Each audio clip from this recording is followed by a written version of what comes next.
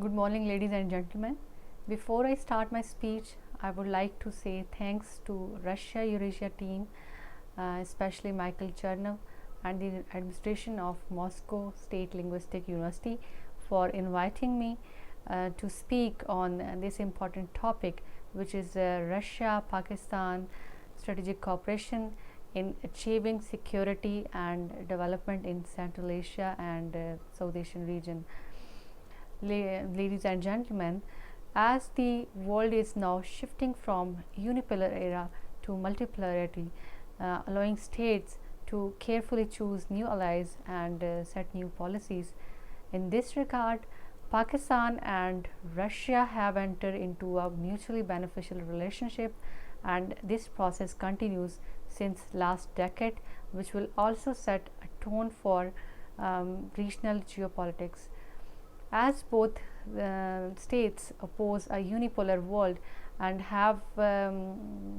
and are in favor of rule-based international order to regain a balanced global order.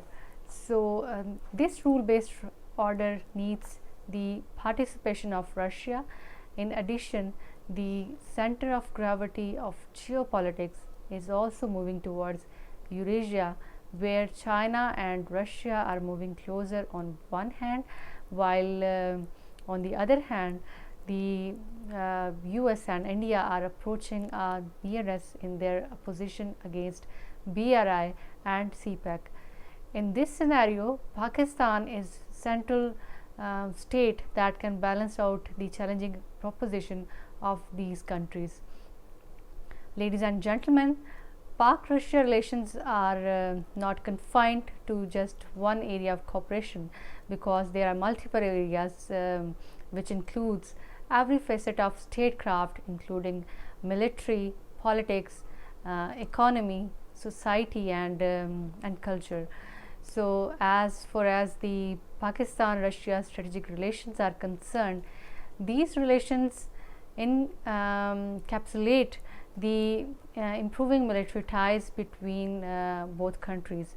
These involves the purchase of military armaments from Russia, the conduct of joint military exercises, and the professional training of Pakistani soldiers in Russia. So these are joint groups and of both countries to debate and deliberate the issues of strategic stability, counterterrorism, and other areas of trust. Pakistan-Russia relations are dependent on the dictates of their geography. Both states are straddled by the Central Asian republics, and the changes in Afghanistan have a direct bearing on them.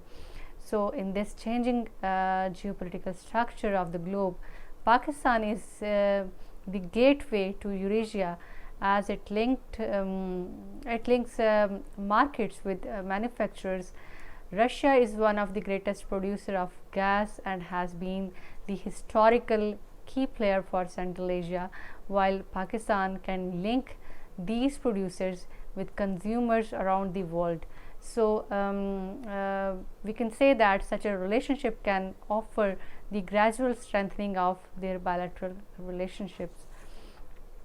Significance of Pakistan is also evident in regional politics, particularly in Afghanistan and Central Asia.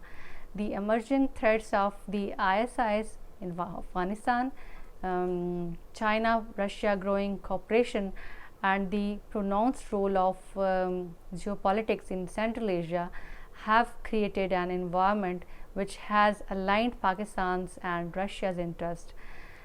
And as a peace-loving country, Pakistan would wish to continue its active participation for the peace and prosperity of both the Central and South Asian regions.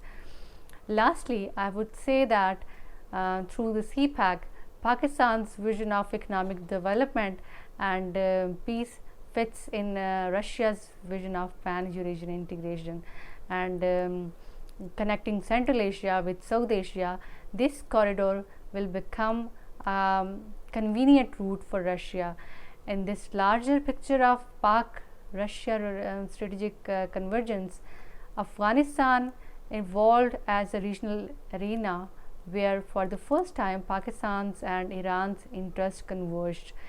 It is true that Pakistan fits well in Russia's geostrategic and geoeconomic vision, and it is more likely, and also due to structural changes in the international order and international system, that Pakistan emerges as an important player in Russia's dream of pan-Eurasian integration.